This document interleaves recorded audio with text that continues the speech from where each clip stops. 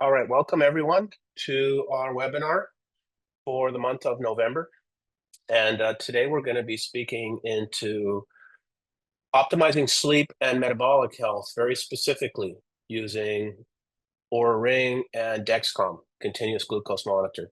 There's a lot happening in this space right now, so we wanted to take this opportunity to bring you the latest information on some of the new developments from Dexcom, some of the new developments from Oura, including their Gen 4 ring, and then just start looking at some of the overall industry trends. There was a big announcement recently from Dexcom. They made a very significant investment in Oura. There's just a lot happening in terms of sleep and metabolic health that is being unlocked with new technology.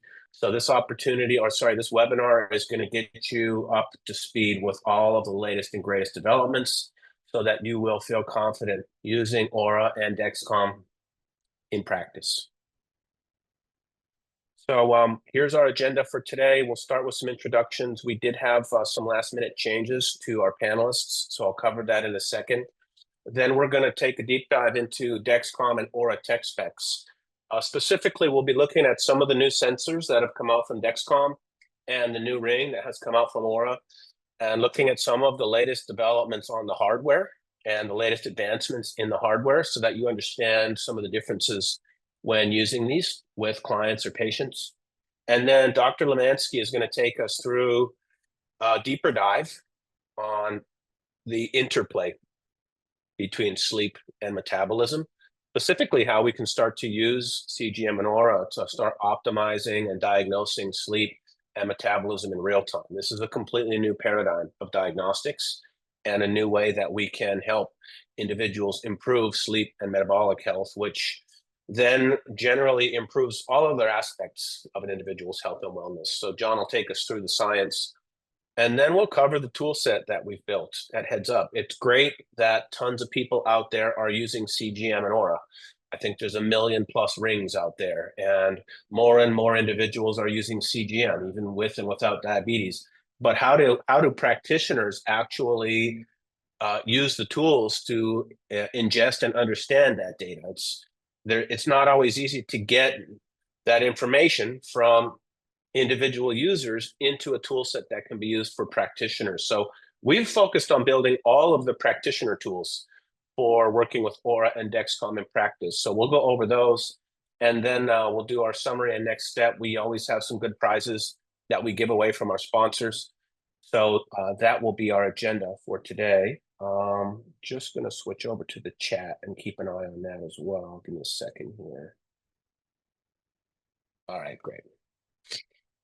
So one small change, Dr. Messier had some last-minute holiday travel snafus, so she won't be joining us as a panelist. We do have Katrine Valinsky, who will be joining us, equally brilliant and a very talented practitioner who will speak into her use of Oura and CGM in practice. And I'm Dave Korsunski. I'm the founder CEO here at HeadsUp. Turn it over to Dr. Lemansky for a quick interview. Sorry, a quick hello. You gonna interview me? All right, quick cool. Hello. Yeah, I'll get there. All right, it's Wednesday. Yeah, I'm John Lemansky. I'm the Chief Medical Officer at HeadsUp. By way of background, internal medicine physician. My focus is on wellness prevention, using data to really drive clinical decision making. Thanks, John. And Katrine, you want to do an intro for the audience? Sure. My name is Katrina Valinsky. I'm a nutritionist and a wellness practitioner. I've been in the field over 20 years in various capacities, from formulating supplements to working with clients to running the clinic. And CGM, and specific this topic, has been something that I've been practicing with for almost 10 years. So a lot of knowledge and data here to share with you guys. Thank you, Katrine. And then Chuck, do you want to do a quick intro? Chuck will be jumping back into the chat to answer questions. Chuck, you want to do a quick intro? Sure. Chuck Hazard, ex-Oura guy, and in charge of integrations and wearables. And so if you ever have any questions about devices and how to use them in a clinic, I can help you. We call Chuck Inspector Gadget here at HeadsUp because He wears anywhere from 1 to 10 wearables at any moment in time. Jokes aside, he spent many years at Oura, so he's extremely familiar with everything about their hardware. So if you have any questions specific to Oura, you can ping Chuck. He's tested the Dexcom G7, the Stello, the Libre, the Lingo. So any questions you have, tech specs about any of the sensors we're talking about, you can direct them to Chuck. And then Erin is also in the chat. Erin heads up partnerships for us, but she also has a ton of personal experience using CGM for some of her own health. She spent some time at NutriSense, has been in health and wellness for most of her career. So she'll be in the chat as well. She's also extremely knowledgeable on all things heads up, all things wearables. So please ping any questions in the chat and our experts will get back to you. Like all heads up webinars, we like to give away some awesome swag. So these are the prizes we'll be giving away at the end. First, we'll be giving away a Gen 4 Oura Ring. So I think that one's about $349 plus subscription, so roughly about $370. We've got the age rate biological test. We'll be giving one of those. Those kits sell for $5.99. My favorite ketones, the Delta G. We've got a sample pack of those up for grabs. If you're an existing Heads Up customer, we've got a $500 credit up for grabs, and then Quicksilver's liposomal glutathione. So the best way to qualify is to ask a hard question in the chat. I've asked Chuck and Erin to monitor for good questions, so see if you can stump them, and they'll be picking names at the end of the webinar. So thank you to our sponsors for giving away awesome tech. It's all stuff we use and love every day. So these prizes up for grabs. All right, so what we wanted to do first of all is just give everybody an update on the latest and greatest advancements from Dexcom and Oura. So first of all, just covering the Dexcom G7, which is their flagship sensor. This is the one that most of us have been using for the last year plus. I've got one on my arm here. This is originally developed for type 1 diabetics and insulin-dependent type 2 diabetics, but also used a lot just for weight loss, biohacking, general metabolic health. There's a ton of off-label uses for the G7. So there's lots of people using them for other applications. It does require a prescription. We'll talk a little bit about their new model. They just released that doesn't. It's a 10-day sensor. So for a 1-month supply, you're going to need 3 of them. 5-minute sampling. So every 5 minutes, there's a glucose reading transmitted from the sensor to the phone and optionally to the watch. And then we have a direct integration with the G7. Dexcom does impose a 1-hour delay on all API integrations. That is basically what that means is that Heads Up data will be 1 hour behind the Dexcom data at all times. Dexcom does have a real-time API, but that one is mainly reserved for integrations involving things like insulin pumps and other technology like that. So there is a 1-hour delay. Cash price on the G7, about $175 a month. And then also, please note that we did just get approval from Dexcom. We now have API access in Canada and Australia, excuse me, in addition to the US. So this is the one that's been around for a while. So if you've used the Dexcom, this is probably the one you're familiar with. One of the best features on the G7 is if you have a glucometer, you can actually take a finger stick reading and enter it into the Dexcom app. And that actually can help calibrate the sensor to the glucometer. That can be very helpful because different sensors, there's variance between them. So using whenever I put a new G7 on, for the first 2 or 3 days, I'll take 2 or 3 glucose readings on the glucometer, and I'll enter them into the Dexcom app as calibration readings. That's just going to give you more consistent readings from the CGM. So a really nice feature just to make sure you're getting the most accurate readings possible.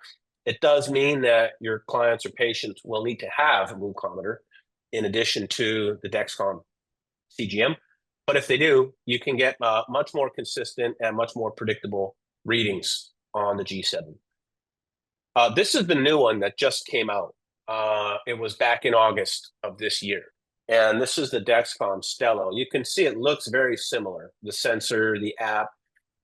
This one is the first over-the-counter glucometer in the US where there is no prescription required at all. You can order them directly on Stelo.com. Ideally, it's designed for wellness applications. So this one's more for those not on insulin and more for applications in wellness, longevity, biohacking, prevention, and other health and wellness applications. It's a simplified app. What that means is, first of all, there's no alarms. So for those of you who have worn the G7 and you've got those alarms at 3 in the morning when the glucose dips down and it drives you crazy, those are not on the Stelo. Also, there's no calibration on the Stelo. According to Dexcom, it's a sensor that does not require calibration. So it's meant to be more of a wellness, lighter weight user experience, and also a lot more affordable. It's about half the price. It's a 15-day sensor instead of the G7, which is a 10-day sensor. So you need 2 basically for a 1-month supply. And they're over the counter, available at Stelo.com. If you just order a pack of 2, it's $99. If you get on a subscription, it's $89 a month. So what this means is that this technology is now coming down market, like any amazing technology. It's now available without a prescription. It's now available over the counter. It's now available at a fraction of the cost of any other CGM we've seen before from Dexcom. So it just means that it's easier to get more patients testing and understanding their own bio-individual glucose responses. And that's where you come in as practitioners to help them interpret the data and then design any kind of protocol that you want to design to help them with their health goals. Quick thing about the Stelo is we do not at Heads Up have a direct integration to Stelo right now. We're in contact with Dexcom. So we're just waiting for them to open up that API.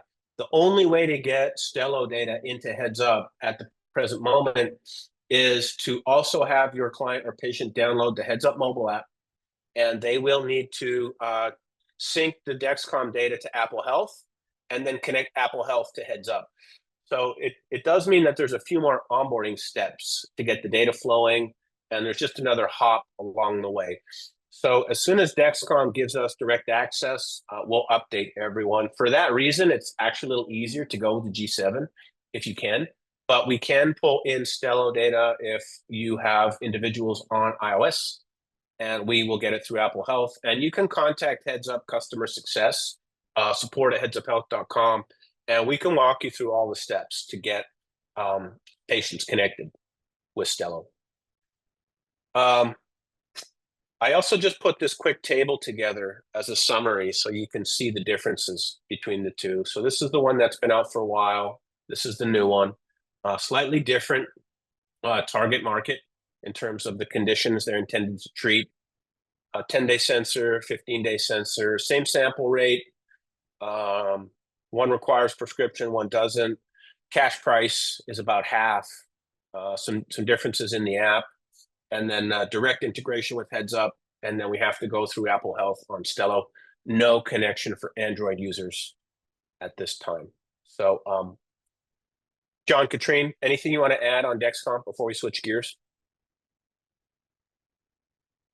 No, I mean, I think you kind of went over it. I still prefer the G7 because of the calibration and the sensors for my patients. Yep. But I think the Stelo, I know Chuck has trialed it, will at least open up the market to a lot of people who may be interested. So I think it's a good step forward. Chuck, you've tested both. Anything you want to add to the conversation? No, like you said, I don't miss the alarms with the Stelo for sure. Because if you sleep on the sensor and push it down, the alarms go off, which wakes you up, which is not a good thing. But the Stelo is a very easy app to use. It's a little easier and less complicated than the G7 regular app from Dexcom, and it's lesser expensive, so it's a great deal. Awesome, thanks, Chuck. Just switching gears over to Oura, and Oura just released their new hardware. The Gen 4 has just recently hit the market. We work with all kinds of different sensors and wearables for sleep and recovery, and in my biased opinion, I'd say Oura is still the gold standard for this type of monitoring. It's also the gold standard just for the user experience, for the ease of integration, for the data that we can get access to in HeadsUp. They're a phenomenal company to work with as a partner, trying to integrate data. The technology is easy and user-friendly. The data is reliable and accurate. So this is definitely the gold standard for us when we're recommending hardware. Obviously, it's a ring form factor, and that's just not going to work for everybody.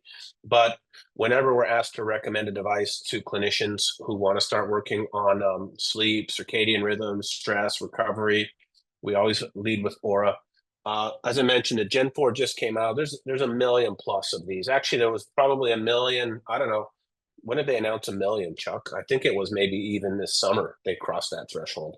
So it was a while ago. They're at 2.5 billion rings now. 2.5 million. So I mean, they just keep making this hardware better and better. So this is the app. If you haven't seen it before, if this is new to you, there's a lot to pay attention to. But some of the most important metrics that we work with practitioners on is looking at things like resting heart rate. A lot of our athlete practices are looking at resting heart rate as an indicator of how well the athlete has recovered. HRV is a stress metric, temperature fluctuations, respiratory rate, sleep analysis. There's just a lot of incredible metrics that can be very helpful for diagnostics and then for understanding and optimizing sleep. So, John, Katrine, I'd kick it over to you and just, do you have your top favorites that you look at when you're working with clients? Yeah, I mean, there's a wealth of data. I think it varies depending on the patients that I'm working with. Obviously, the sleep score would be the first one. The HRV, the HRV-CV, I think is extremely important. There's been a couple questions about Oura versus Whoop. I think Oura for sleep is much more accurate. Whoop maybe for exercise, depending on the Gen 4, the sensors are more accurate potentially. I like the fact that the Oura has been clinically validated in studies to show that it's very, very correlated with sleep studies. So I have more confidence in the Oura data. The body temperature, I think, sometimes can give you an indication of potential, infection or, something that's coming down the pipeline. So sometimes I'll look at that. And then, the breakdown of sleep. So deep REM versus just total sleep, I think is extremely important. And then more importantly than just the acute data is the trend over time. So depending on, certain factors, different protocols, maybe travel, et cetera, looking at the trends that are happening, I think that is where the real data becomes important. Yeah, we'll get to that trend analysis in a second here. Katrine, anything you want to add in terms of the stuff you like to look at? Yeah, we look at scores less, and this is something that was already brought up on the chart, mostly because sometimes scoring can impact anxiety. So we look at trends more than actually scoring with clients. And we look at definitely a distribution of deep sleep versus REM. And for women specifically, because we have a lot of women in perimenopause, menopause, temperature fluctuations really help us with guiding them through, hormonal replacement or any type of intervention that are helping them managing any symptoms that are relating to those hormonal transitions. But everything that John mentioned is something that we usually look at the most. Yeah, and just to comment on Whoop, the challenge with Whoop is they're just not an easy company to work with. So we've been approaching them for years, trying to find ways to do an integration, just like we do with every other device on Earth. And we've just not had any reception at all to being able to get an API connection. So I don't know if it's some internal policy there or what. We do have some other ways that we're going to try to integrate Whoop in Q1 of next year. Once that happens, we'll obviously provide an update. But for now, Oura has been a much easier company to work with and integrate and get the data we need. So that's just the one we're most familiar with. You know, I love one thing that Dr. Kevin Sprouse said on the last webinar when patients ask him, which device should I get? He said, get the one that you'll actually wear. Because really what he just wants is data coming in that he can use. And there's going to be variation from device to device, but he'll be able to at least get your baselines, and regardless of whether it's a Whoop, a Garmin, an HeadsUpHealth, it's fine. So we're focusing on Oura here today, but there's also other good hardware that can do a good job collecting these metrics. So for those not familiar, we also wanted to just give you an update on the Gen 4 so that if you're looking at using this in practice, you can understand the differences. First of all, there's just some differences on the finish. So the Gen 4 is titanium interior and exterior. The Gen 3 is titanium outside and it's epoxy on the inside. There's also some differences in the sensors inside the ring. So if you've put the Gen 3 ring on, you can kind of feel those little nubs inside the ring. Those ones are a lot more recessed on the Gen 4, so you don't necessarily feel them as much. That's why there's a new sizing kit for Gen 4, because the ring actually fits a little bit differently. So we are now shipping out only sizing kits for Gen 4, and the reason it's a new sizing kit is here. There's just some differences in how the ring fits. There's some differences in how the Gen 4 is sensing data. There's actually it's actually able to get the same level of accuracy regardless of how the ring is oriented on the finger on the Gen 4. So they've got what's called smart sensing, and that just means regardless of how the ring is placed, it's able to get accurate data, which is an enhancement on the Gen 3. Modest difference in battery life. There's definitely a wider range of sizes on the Gen 4. So if you've ever had clients or patients where there just wasn't the right ring size, there's some smaller ones, 2 sizes smaller, 2 sizes larger on Gen 4. There's enhanced LEDs for measuring blood oxygen while you're sleeping. So that data will get more accurate. There's enhanced technology for monitoring heart rate and heart rate variability, also respiration rate.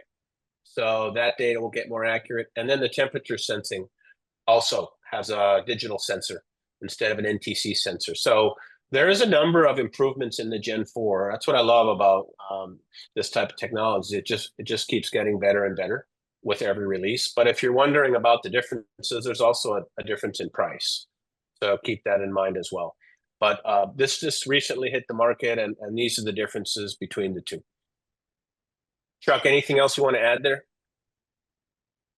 No, I mean, other than if you are going to go from a Gen 3 to Gen 4, I would definitely get sized with a Gen 4 sizing kit because it is different. All right. Thanks, Chuck.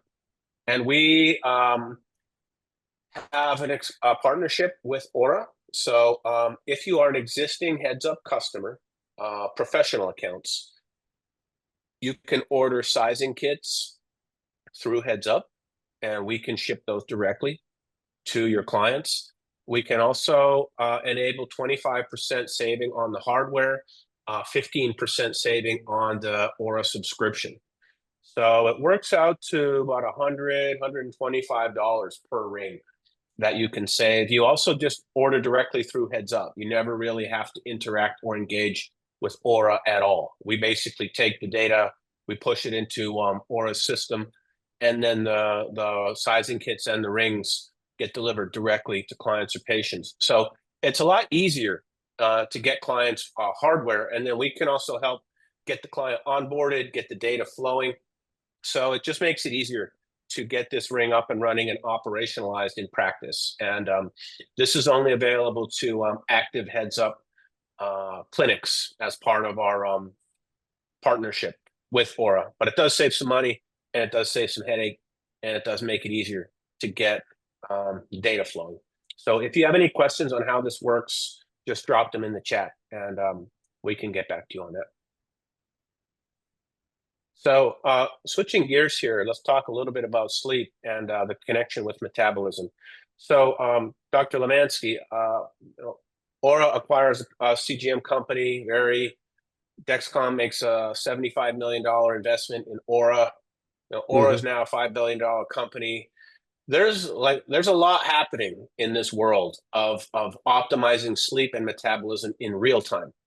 And as a medical professional, what these tools are doing is they're allowing us basically a window into sleep and metabolism every single day, where we no longer have to rely on diagnostics every X months. We're now able to make assessments and tweaks and calibrations in real time. So we were hoping you could take us through just like what the connection is here, why there's just so much activity in this space, like how does it all break down, how does it all work? There's ways that poor sleep affects blood sugar. There's ways that dysregulated blood sugar affects sleep. So kick it over to you here to take us through how some of this works. Yeah. Well, I think, we went from kind of a system of medicine where it's very specialized. So each specialty is looking specifically at one organ and didn't really get good outcomes from that. And with the functional medicine, integrated medicine approach, it's going back to how medicine was practiced before, where everything's integrated. So you could say, is it the chicken or the egg? They both interact and cause issues in terms of metabolism and sleep. So this is a pretty kind of busy slide, but just think in terms of overall stress that we deal with on a day-to-day basis, whether that's environmental, emotional, food, alcohol, etc. That's going to cause issues in terms of hormonal regulation of appetite. And so one of the main kind of drivers of this is the HPA axis on cortisol. So if you're heavily stressed, high cortisol level, eventually that's going to lead to insulin resistance. And what that's going to do is cause issues in terms of the hormone regulation of appetite. So you're going to get increase of ghrelin, which is the hunger hormone, and then decrease in leptin, which is the hormone that makes you feel full. Now, that's going to impact things like weight gain. It's going to increase appetite. It's going to increase, obviously, obesity and risk for diabetes and lead to metabolic dysfunction. Now, the reverse is that with sleep disorders, and probably the most studied group would be like shift workers, when you have dysregulation in sleep, that's also going to impact the same HPA axis and cause similar issues. And the reality is that they're intertwined. So you could take an example of somebody with like sleep apnea. Most people with sleep apnea are going to have some sort of metabolic dysfunction. That's going to cause sleep disruption. That's going to drive the HPA axis and the hormone dysregulation. And so you get kind of into this vicious cycle where you don't sleep well the next day because your cortisol is elevated beyond baseline. You're hungrier, and specifically you're hungrier for refined carbs. And so what that's going to do is continue that cycle. So you're going to gain weight. You're not going to be able to sleep well. And so people get into this kind of vicious cycle. So the standard treatment would be, put people on a CPAP, put people on medications to try to decrease their glucose, but it doesn't really address the main driver. Now, with the advent of technology, you can actually see this correlation. And I don't know if we have slides on it, but you can see the correlation between people who have, let's say, high glucose, especially if they eat late at night, a heavy meal. And then you can correlate that with actual data on the Oura ring. So you'll see significant drop in things like deep REM sleep. Their HRV will go down. And then you can also correlate that with subjective data. So you can ask patients like, what did you do last night? How do you feel this morning? And then they start to understand, okay, there is a connection. Probably, so I have a patient a couple of days ago, got some bad news, went out, had a couple margaritas, which I don't know what that means. So let's say 3 to 10. That day or that night, the glucose was, baseline is usually around 100, went up to 290. Their sleep score, which usually is dialed in. Yeah, I mean, it was margaritas, so like heavy sugar, Yep. The next day or that night, is about 95 on Oura, was in like the 50s or so. And the feedback to the patient was, they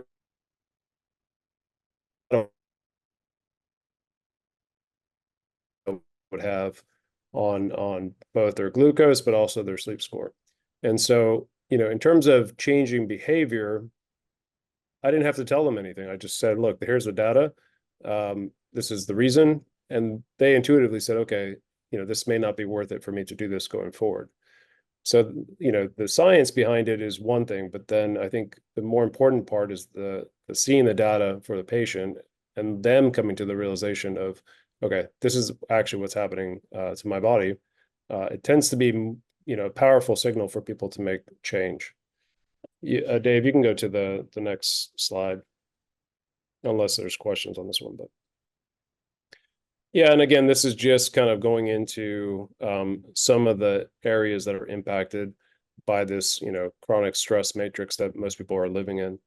And it plays in different roles depending on what organs. So, in terms of your adipose tissue, that's going to cause, free cortisol release. Visceral fat is going to be more hormonally active. And then in the liver, and this is over time, but in the liver, you're going to also have, increased insulin resistance. So those are things that people who are chronically stressed, which is pretty much everybody, are constantly dealing with. And so you can start focusing on, number one, glucose management. So depending on dietary changes, and then number two, at the same time, focus on, sleep protocols to try to improve sleep. And you'll notice, when you do one or the other, you get benefits. Obviously, if you do them both together, you tend to get a symbiotic relationship where they improve significantly faster. And so I try to focus on both initially to really get that back into the HBA axis back into its normal function. Yeah, Dave, so John, on that topic, so I've looked at a lot of Oura data connected to my own test account, mostly friends and family that I'm working with. And stress has been kind of this nebulous concept where you say you're dealing with a lot of stress, but it's always been hard to quantify. And one of the numbers that has been most helpful for me personally in my own health, but also working with other people, family and friends that I may be working with or coaching, the heart rate variability number on the Oura ring is one of the best proxy indicators we have for stress. Now it's a tricky metric because everyone has a different baseline on heart rate variability. It's not something like blood pressure, where it's like these standard ranges. So for me, on a good night, I'm between 40 and 45 milliseconds on HRV. But other people that I know, their average is their baseline is 100 to 110. So you've got to understand each person's baseline. But what is consistent from person to person is that number goes up as they start to become more relaxed and more parasympathetic dominant, and that number goes down as they start to become more stressed, more sympathetic dominant. So what I'm looking for when I'm looking at, am I actually moving the needle on this person's stress levels? Now, Katrine, you probably know all too well, stress can be emotional, but stress can also be environmental, mold, heavy metals, other kinds of things, right? There's lots of things that can move the needle there. But one of the most powerful metrics on the Oura ring is starting to look at, am I measurably able to improve HRV? And then is that working as a proxy indicator of lowering the stress load on the body? So you guys have comments on that and how you may use HRV as kind of like the stress indicator? Yeah, I'll let Katrine go first, and then I'll share my thoughts. Well, I mean, definitely a stress indicator from HRV point of view can be useful. There's been some funny comments about alcohol in the chart in the chat already. I mean, that's the easiest way to track your HRV, and that's how you know it goes down when you put toxins in. Exactly. I mean, obviously there's some outliers that are not fitting the pattern. There's those people that metabolize it differently, but you definitely can see how your stress, whether it is emotional, mental, environmental, it works on your body and directly correlates to your sleep. And having at the same time glucose data, you can actually see just how much of an impact like an emotional argument with somebody the night before can have on your glucose control the next day, especially for women. Yes. We see it so much with women in perimenopause. You have those funny memes on Instagram about, like women in perimenopause being crazy. I mean, you can actually predict that if you look at You can see it in the glucose data. Yeah, so for husbands, take a note. Maybe look up the data. So yeah, you need the husband to have access to the data so he can calibrate like when to engage and when not to sharing with engage. each other is useful. Sometimes if you're trying to communicate to prevent some divorces. I mean, not funny. It's actually a really interesting point in our practice. We educate a lot of times the couples that are going through this metabolic shift for women, which can create a lot of stressful situations where you're not resourced enough because you haven't slept enough. And this is where these technologies can really come in and help guide practitioners to give appropriate hormone replacement therapy, support for men and women. And you can directly see correlations in HRV and sleep and ability to manage and glucose. And glucose. Yes. Yeah, I've talked to several people where they were wearing a CGM and they were shocked when they would see the glucose number spike and hadn't eaten anything. It was purely emotional stress as a huge driver of glucose. So again, that will show up in the data, and then these are clues that you can start to use as a practitioner to figure out like what's going on, what's really at the root cause of some of this stuff, and then you can make those micro corrections in real time.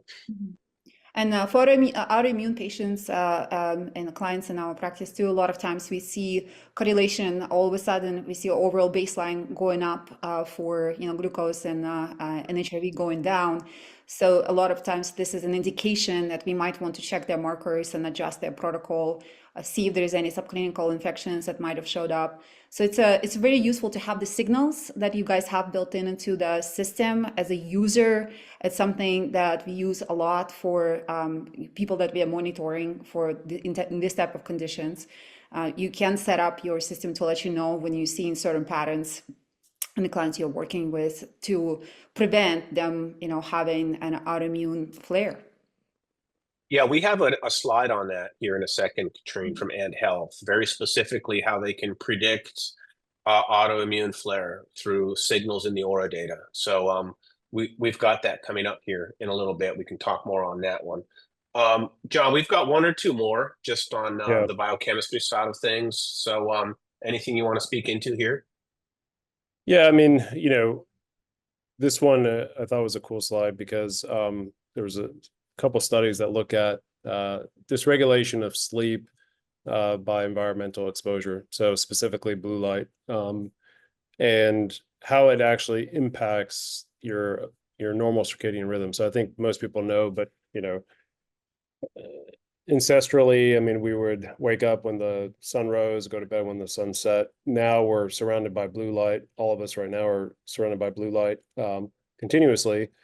And there were studies to look and see, does this actually impact your actual sleep, and does that impact your metabolism? And so it works in several ways, but basically, you have disruption of release of insulin from your pancreatic beta cells. That kind of drives the pattern that I mentioned before. So you have increased obesity and metabolic dysfunction, and then obviously the treatment for that in Western medicine is to give people insulin and other medications to simulate insulin. So it's not just as simple as, okay, it's what you're eating, it's also your environmental exposure. So depending on how deep you want to go in with your patients, but let's say I use this sometimes if people are having difficulty despite really dialed in nutrition, really focusing on their sleep, and they're still having issues. A lot of times it's the lighting that they're using at night, and obviously other stress factors. Environment.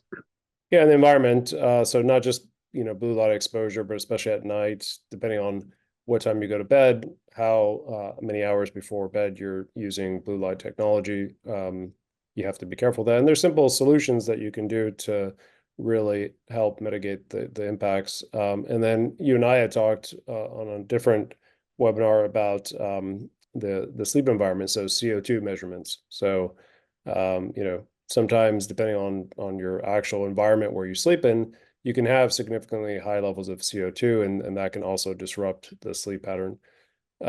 Just briefly going back to your question on HRV, I also like the HRV CV because that tends to smooth out the data. So you see the variation from your baseline. So it helps kind of normalize what a patient's HRV is, and then you can see, okay, there has been a significant deviation from that baseline versus the day-to-day numbers.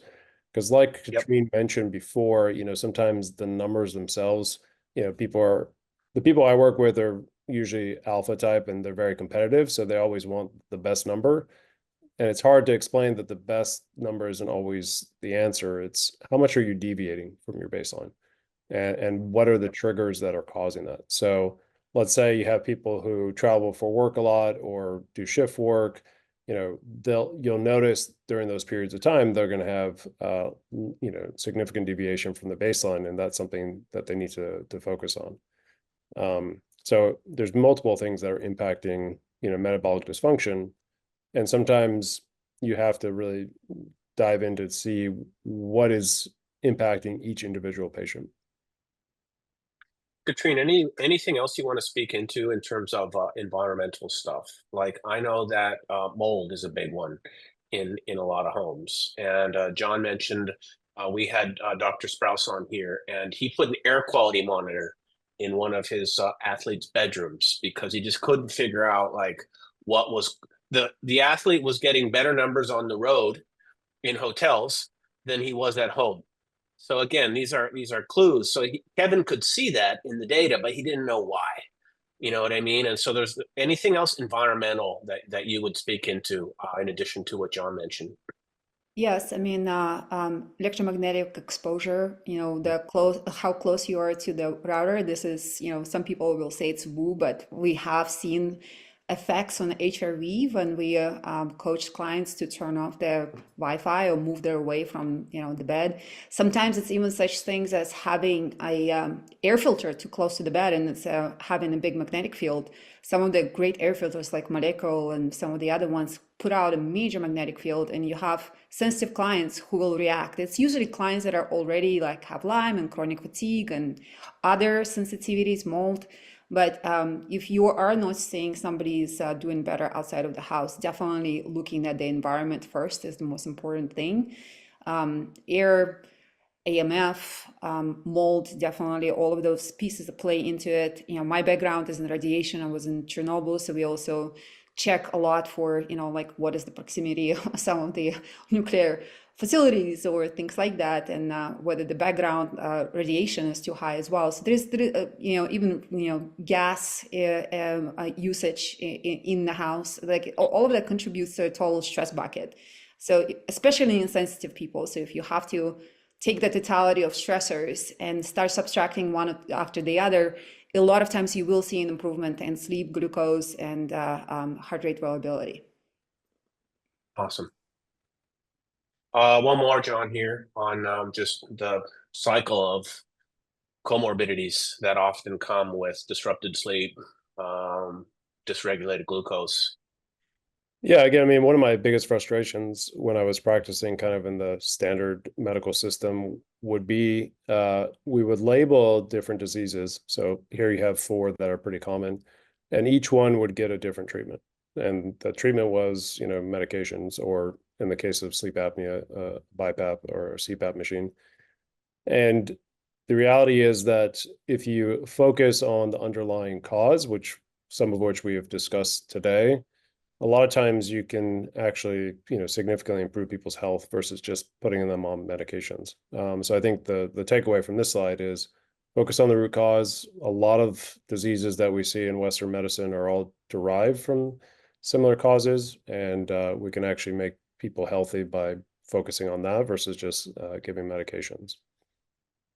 Yeah, I interviewed a woman on our podcast. Her name was Ginny Shelby. Her case study's on the website, but she had diabetic neuropathy, And she said it was so sensitive that like she couldn't even have the bed sheets touch her feet at night. Like that's how sensitive it was. And she had tried all of the different medications to try to treat this, but still it was this neuropathy and the sheets. And you can just imagine how hard it is to sleep when you have that level of neuropathy in the feet, even just from like a thin bed sheet. So you can just imagine like you're not going to be cranking out great sleep stats on there. And actually what she did was she just went keto.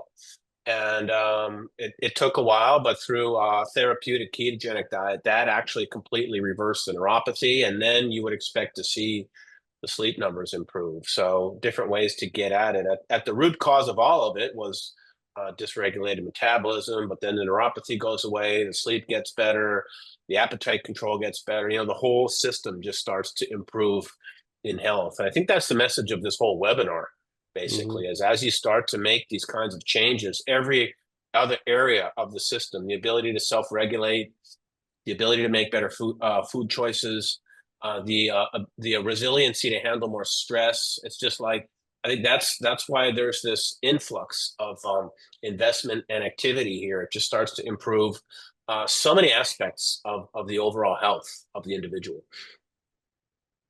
So let's see, how are we doing for time here? We've got about 12 minutes. And what I wanted to do next, so we've covered all this stuff. Okay, it's great. We talk to lots of practitioners every single day. That's what we do at Heads Up. And they say, hey, I've got patients coming in who already have CGM, they already have Oura, they want this used as part of their treatment plan. And other times we have practices that come to us and they say, we want to start doing this with clients, patients. How do we do it? So what I wanted to cover next were just some of the tool sets we offer to practitioners to start using Dexcom and Oura together in practice, and then also all of the other metrics that you're going to need to look at to have a complete picture of diagnostic health. So take about 5 minutes here and just plow through these. But first of all is just being able to have a dashboard for each individual client. And so these dashboards can be set up to display metrics that you're interested in using with each individual. On this dashboard, we've got 3 metrics from the ring. So right here on time of sleep, I get very good information on circadian rhythm. What time are they going to bed? What time are they waking up? I get good insight into the breakdown between sleep stages. I get the HRV number. I get the overall readiness score. What we've also put on this dashboard are some longevity metrics. So this is their most recent rate of aging score from the True Diagnostic Test. You see VO2 max coming in here, another common metric for cardiovascular health. We're also pulling in some data from a scale, blood pressure, and here's the CGM. So we can set these up however you want. Basically, just tell us what metrics you want to collect. We'll build the custom dashboards to bring it all in. So that's the first part, is just being able to instrument each individual. And in most cases, you'll be collecting a lot of the same metrics, but there may be some variation from patient to patient, and you can just tweak this as you need to for each individual. Next is being able to look at trends. So what we're looking at here is about 30 days worth of Dexcom data. And the way Heads Up displays this, you can see each day is represented. We call this a candle plot. And the candle plot, the white dot here is the mean. And then the upper end of the dot is the high value for that day. And the lower end is the low value for that day. So very quickly, you can just glance at this and start to see that this is pretty good. You know, you're on average, most days are staying below 130, 140. I know Peter Attia talks about 140 as the number he likes to use. In other cases, I know some practitioners try to aim for 120 as the upper floor. But in general, you can get a really good snapshot here. Let's say you're doing 8 weeks of CGM with a client as part of a program. So just this snapshot gives you some good info, but you can see this one right here was an outlier. So then we can drill into that specific day. And you can start to see that, okay, it looks like right at 9 p.m., you know, there was a spike to about, I don't know, 200. And you can see through most of the day, the glycemic control is very good. I happen to know this individual very carefully. I asked Dr. Lemansky about this pattern. And I'm like, hey, John, this is happening every single night with this patient right around the same time. And it turns out it was a bedtime snack that the individual thought was healthy, and it was fruit. And you can certainly understand why you'd think that would be okay, but certain fruits are just higher in sugar than other fruits. And this individual was getting these spikes every single night right before bed. But you can also see, John, that it comes back down pretty quickly. So the insulin kicks in and does its job. So these are the types of things we can drill into and start to do more of a diagnostic to say, like, is this a problem? Can we maybe adjust the portion size, change the fruit? Starting to maybe just cut this down significantly, and then you extrapolate that over years and decades, and you make these small changes now that just cumulatively are going to help preserve the health of the organism. So this is how we can drill into a 24-hour view and start to look at a glucose curve. John, you kind of helped me with this one. Anything else you'd add here? Yeah, I mean, I think a couple things you look at, baseline. So his baseline is obviously, fantastic for his age and his metabolic health. I think what was illuminating to him was, that's a pretty significant change from baseline. And like you mentioned, not all fruits are going to cause the same thing. It's very, individual, depending on their metabolic status, their gut microbiome. So you look at, the degree of increase, but also how quickly he comes back down to baseline, which for him is actually not bad.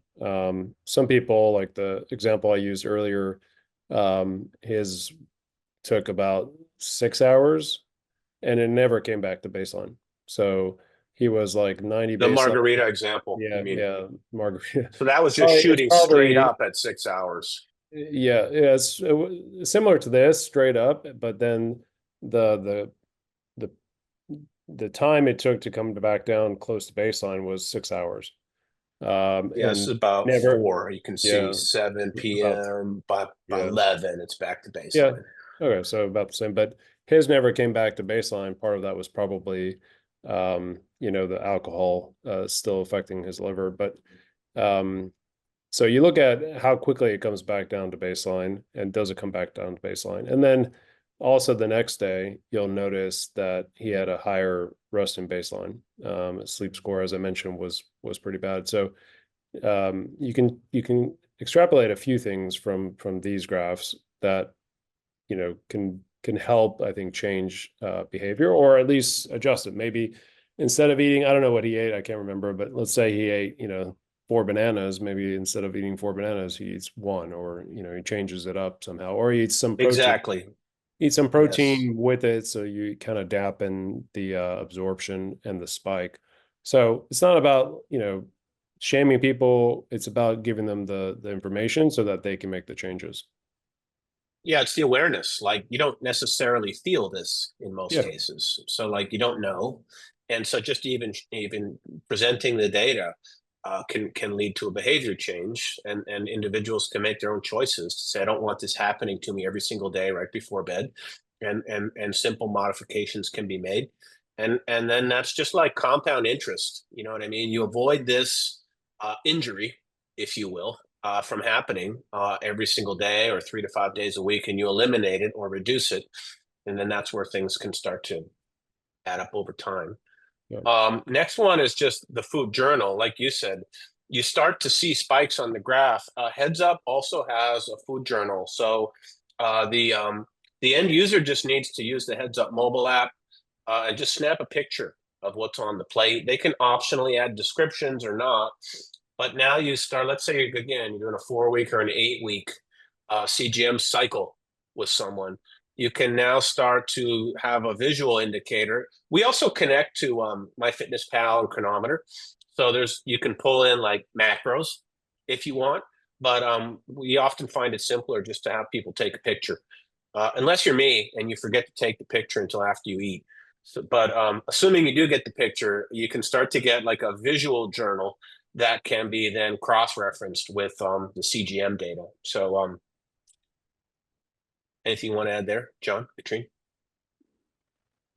Yeah, I mean, I think I like that it's timestamped so you know kind of correlations. Yeah, we're working on the ability to overlay these images on this graph. Yeah. So that's in engineering right now. Right now, you can't do that, but soon you'll just be able to basically mouse over this, and we'll show the closest food stamp from the food journal.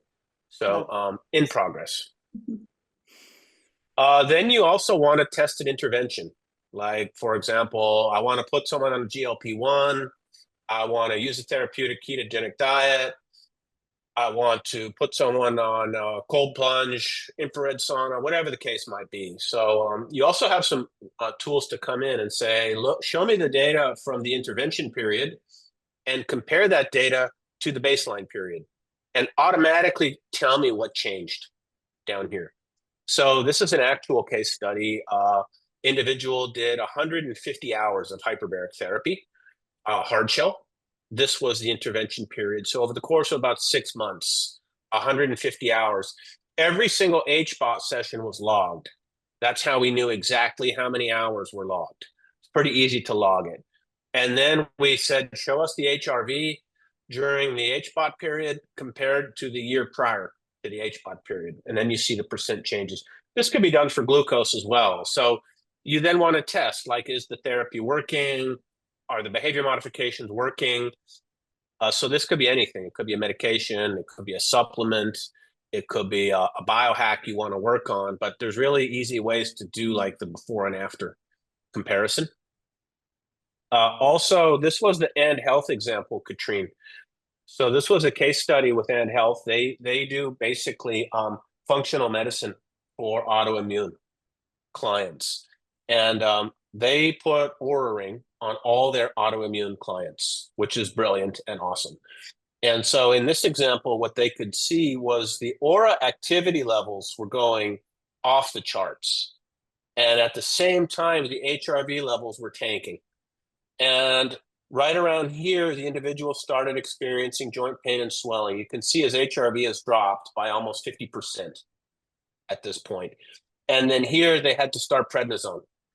So it turns out the individual was doing these 30-mile bike rides, thought they were doing the right thing, exercising, which in most cases is good. But this individual obviously overtrained. And so two things for HeadsUpHealth. One is they taught the individual how to read HRV. And they taught the individual how to monitor his own HRV to when it's going down for several days, that's where you have to be extra careful. And then we've also started to build alerts on top of the data where we can notify the coach to say, hey, we detected a pattern. HRV is down for X days in a row. It's below baseline. That's that kind of stuff we can alert automatically. I think I have a screenshot of the alerts here.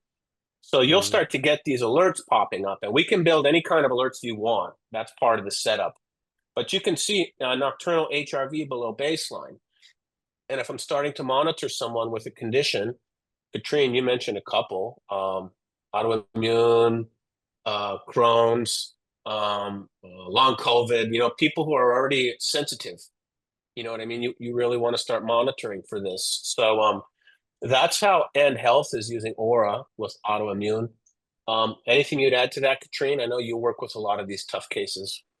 Yeah, we usually also use interlay the glucose information on top of this because we can see how it's shifting, especially in women. Again, like I know I've said a lot, perimenopause and menopause, it just seems to be the segment that we see a lot. They're much more sensitive than men, at least that's what we observed so far.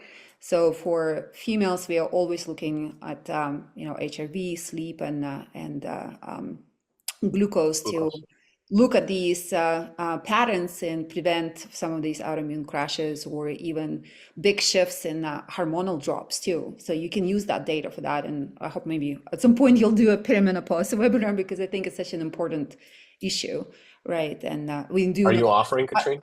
Am I offering? Yeah, we can talk about it. We can get Carrie Jones on here too. So yeah, it's totally, let's talk about it. But it's, as we know, like females are just also more prone to autoimmune disease as well. So there is this just big correlation there. That's why we are tracking that data a little bit more closely.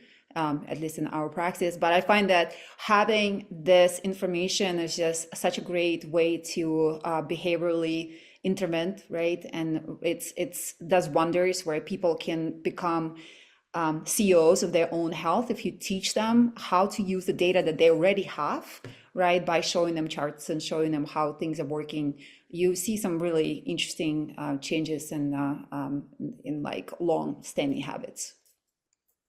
Katrine, you're on the record here. People in the chat are actually now saying they want the webinar. So we will commit to doing the webinar with Katrine on that topic. And then a question, Katrine, that came in, the glucose patterns that you're looking at, is it morning glucose, post meals? What are you looking at in the glucose data in those examples? Post meals, morning, at night, specifically at night too, because we do see a lot of hypoglycemic events at night, glucose dropping, especially if we're using GLP-1s.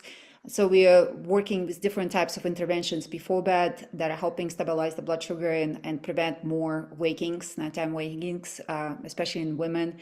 And when we're figuring out the right dose of, let's say, progesterone or any other support, in conjunction with helping them monitor their glucose levels and insulin function. Awesome. Okay, well, I think we have our December webinar topic decided. More to come. Also, one important thing with Heads Up is we also then bring in all the diagnostics.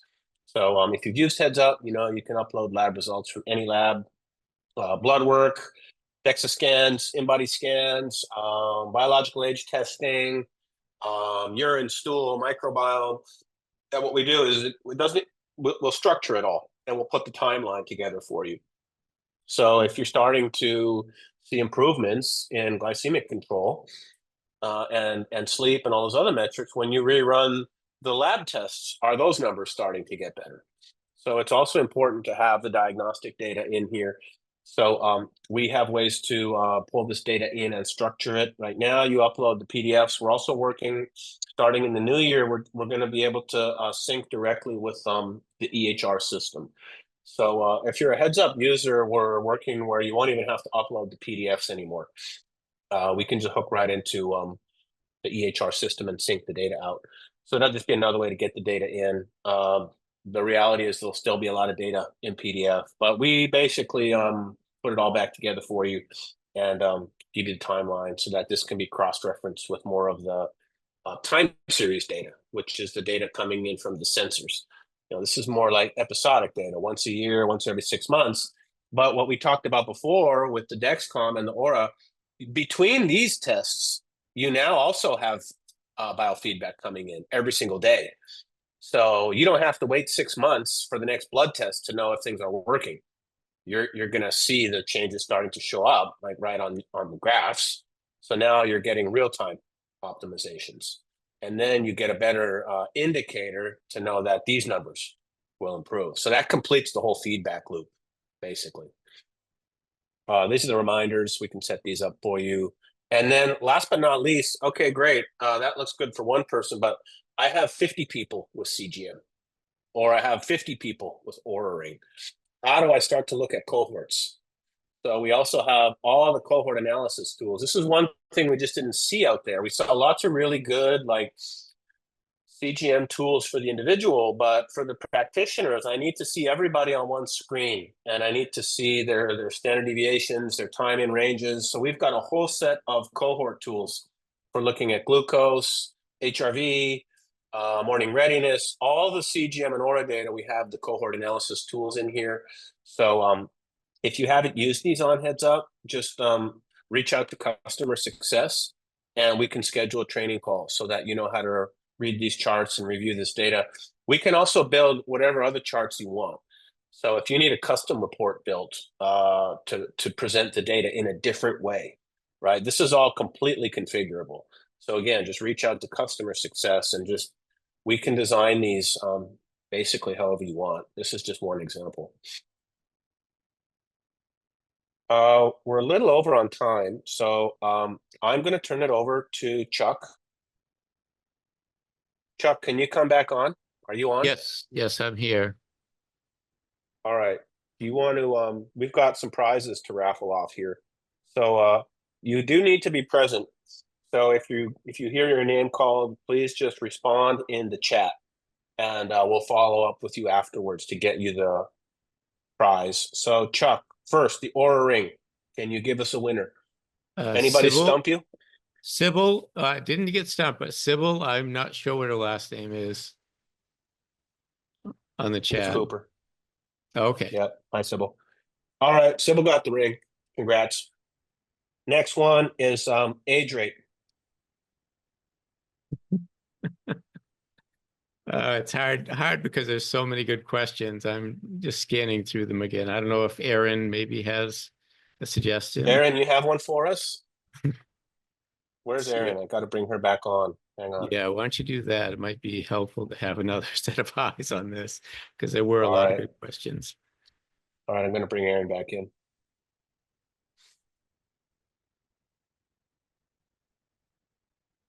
Hello, hello. Hey, Aaron, you got an age rate winner for us? I've been loving talking to everyone and hearing. Let's see, Sam. Sam, are you out there still, Sam? Yep. Would We love got you, Sam. to do something for Sam. Sam's opening a longevity. Okay, Sam gets the age rate test. And let's see. And then we have the Delta G. Ketones. Who's won so far? Sybil and Sam. Okay, Janelle. Janelle, are you on? Are you there, Janelle? Yeah. I Janelle's on. see. Yay, thank Janelle, you can for I get your that. last name? I'm just taking notes here so we can follow up. Martinez. Janelle Martinez, congrats. Martinez. Question from Sybil on ketones. I like them all. Delta G just happens to be the one that I seem to works best for me. And then the Quicksilver. Aaron? Annalisa Kinch. Annalisa. Are you How there? do you spell the last name, Aaron? Kinch. I see a thanks from Annalisa. And the last one is the $500 heads up. I think I see Dr. Beth on here. Dr. Beth McDougall, are you with us? Dr. Beth. All right. That one's going to Dr. Beth at Jisen. We love Jisen. All right. Okay. Thanks, everybody. We hope this was helpful. There's just lots happening with CGM Aura, new models on the market, and there's just so much opportunity here. I mean, optimizing sleep, metabolism, HRV, you can make such a profound impact on people's health, and we want to make sure that you all have the tools to be able to do that effectively in practice. So thank you to John and Katrine for sharing your expertise with us today. Thank you to Chuck and Aaron and everyone else on the Heads Up team answering the questions. And then we're going to be back with the menopause webinar, Katrine. So could you think about who you'd want to have on with us for that one? And we'll get that queued up for our next one. Will do. All right. Thank you, everyone. Have a wonderful Thanksgiving. And we'll be in touch soon with our next webinar. Thanks, everyone. Have a great day.